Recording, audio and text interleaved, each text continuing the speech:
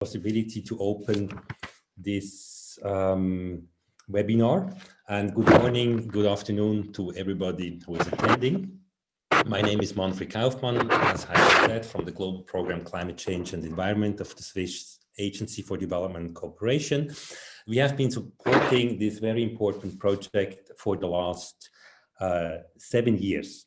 So in fact, this webinar is the result of a very successful and excellent scientific collaboration between researchers from China and Switzerland under this project, Rehabilitation and Management Strategy for Overpumped Aquifers under a Changing Climate.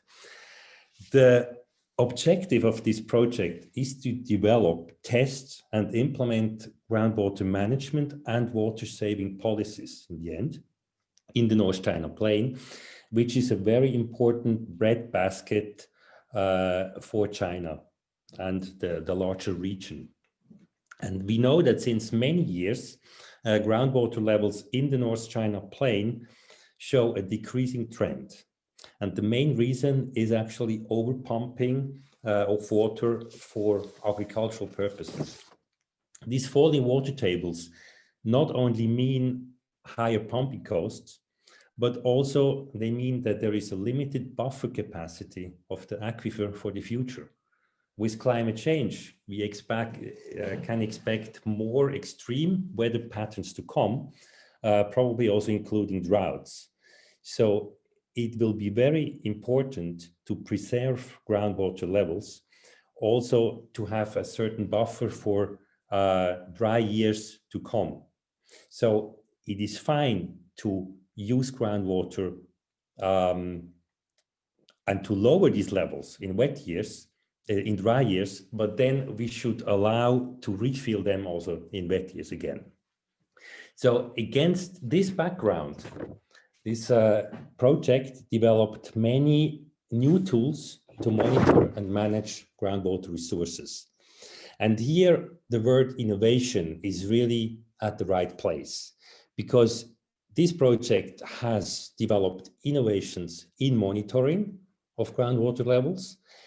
It has developed innovations in modeling and decision support for looking at groundwater levels and managing them, and also innovations in how to raise awareness, for instance, in developing serious game approaches to create awareness among the farmers, but also to learn more about their own perception of the problem.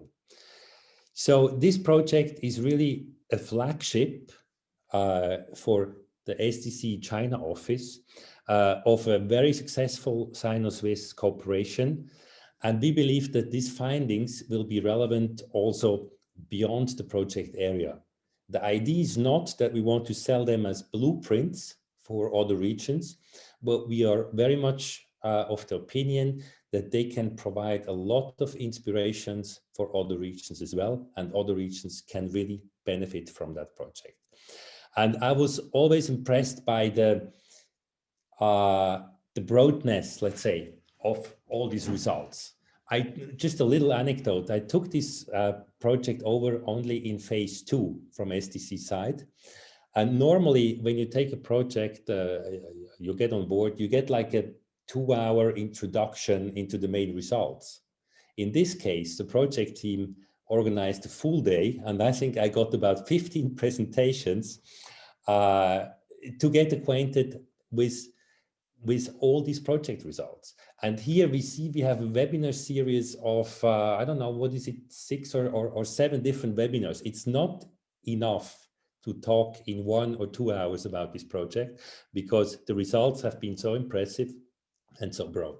So I'm very pleased and I'm very grateful for the organizers of this webinar series that they are ready to share their impressive results with the outside world.